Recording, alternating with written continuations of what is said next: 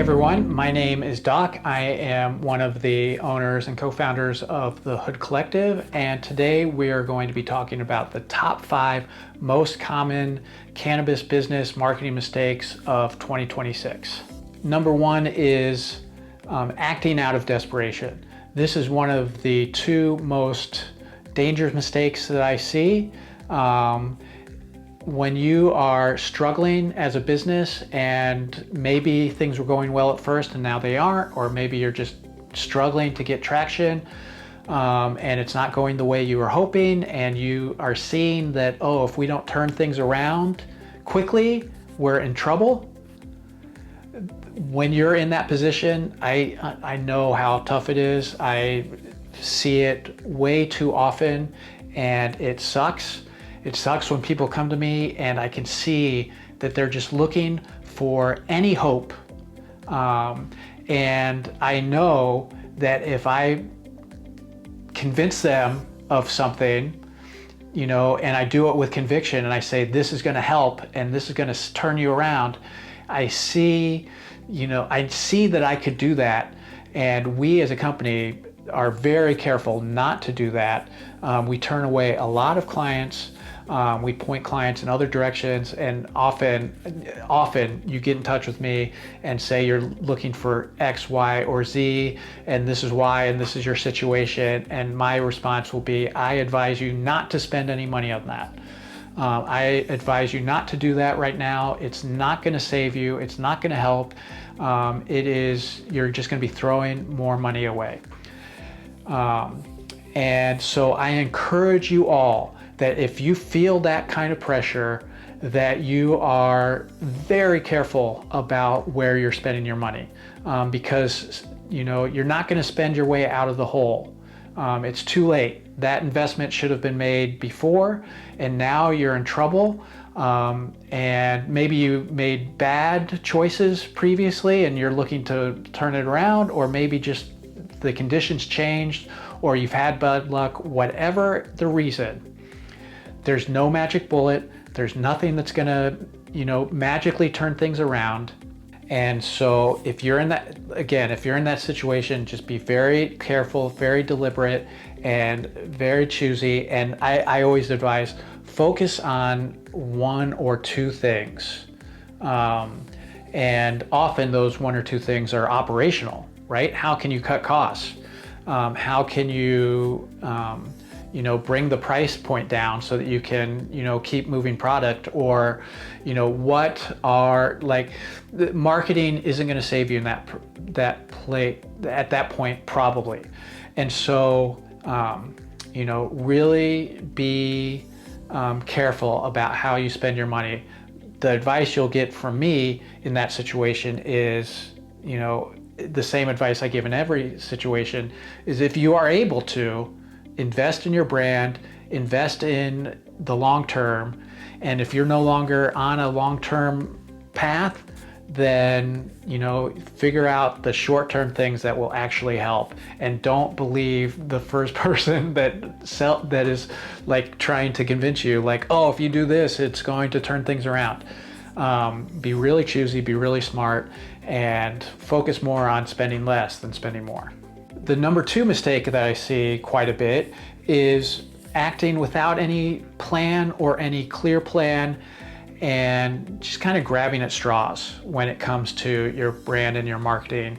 And a lot of people try this and try that and try the other and try a lot of things at once and kind of get themselves spread too thin and are just hoping that something's going to pay off. And that's not to say that you shouldn't experiment and you shouldn't try things and see of the many options that you have of how to brand and market your company, maybe this, maybe that, it's not a bad thing to experiment and to run trials, but you do it with a plan. And you do it with a plan of like, okay, I'm going to try these different things, but how am I going to track which ones are effective, right? Maybe I try 5 different things and, we made some money this month more than last month. Something's working. But if you didn't go into it strategically with a plan, you don't have any way of knowing which one was working and which one wasn't, right? And so, be, again, strategic and thoughtful and have a plan. Work with people that can show you how they have a plan, of how they can, point out how things are going to work, or how you can track how effective things are. Some things in marketing and branding especially you can't really track, but you again can be thoughtful about it and intentional about it, and be really smart about how you spend your money. Another very common mistake that I see when it comes to branding and marketing is you are following instead of leading. You are seeing what is working for other people and you're like, oh, I'm going to do that. And the only problem is they've already cornered that area of the market. They're already doing that. And unless you can do it better or more effectively, you're going to have diminishing returns compared to them.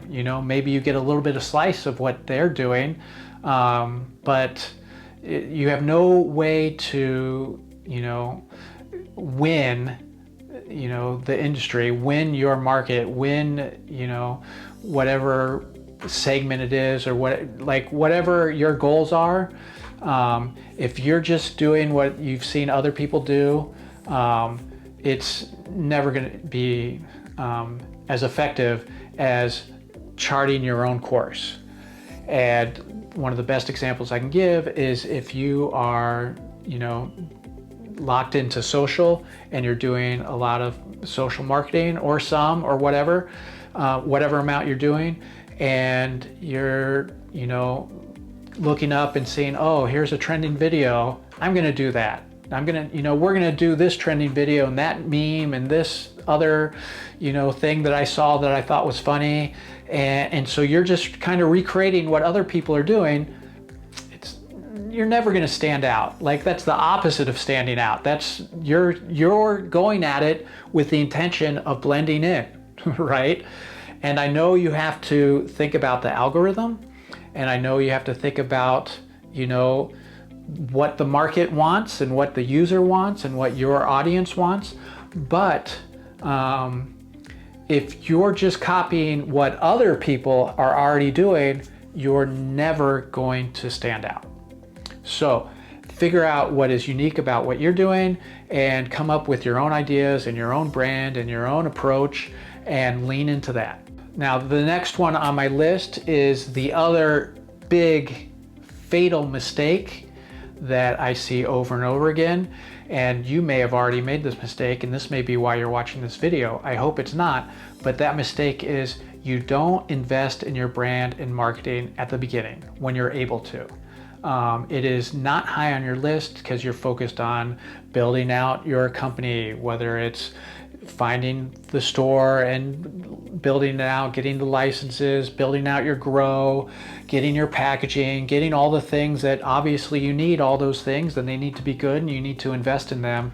But when you invest at them to the exclusion of your brand and of your marketing, and you don't make that investment and your thought process, and I know many of you have already made this fatal mistake, which is, oh, once I'm making money, I will invest that money into my marketing.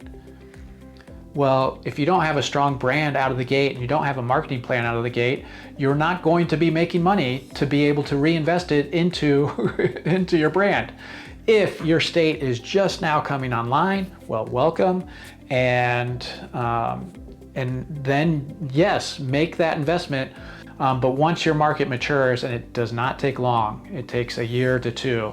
Once it matures and the competition is fierce, you can't get away with not having invested in your brand. And so hopefully you're coming to this video early, you haven't opened, you're figuring out how to, build out your business for 2026. And so you're in position not to make that mistake, which is, yes, you need to make that investment. You need to realize how important it is. And if you're cutting corners on how much you're spending on your logo or your packaging, you're going to pay the price down the road. Trust me. And the last mistake that I see over and over again, especially with the smaller businesses, is trying to do too much yourself. You're a small company and you are hands-on, and whether it is because you're a control, addict, or you just don't, have the capacity to hire more, or often people know they need to bring someone in and they have the money that they could afford it to do whatever task it is, or to bring on more help, but they don't have the time to onboard someone or to bring in an agency or whatever it is. A lot of people are coming to us in that situation because they're like, hey, I've been doing my blog writing up till now, but I don't have the bandwidth to write a blog post every week. Yeah, we can do that. Or whether it's, it doesn't have to be, I'm using an example close to us, but it doesn't have to be hiring a marketing agency. It could be hiring more bud tenders. It could be hiring an accountant. Hiring a professional to share the load and hopefully bring in an expertise that you don't have. It pays for itself when you are smart about it. So those are the top most common mistakes that I see over and over again. I hope that you have not made any of those mistakes, or you are able to correct those mistakes before they become too much of a destructive element on your company. And if you have any questions, if you want to learn more about any of the things we talked about, feel free to leave a comment, to go to our website and fill out our contact form, or even you can find my contact information on there pretty easily. We're happy to hear from you. We're happy to set up free consultations, and good luck in 2026, and hopefully see you again soon.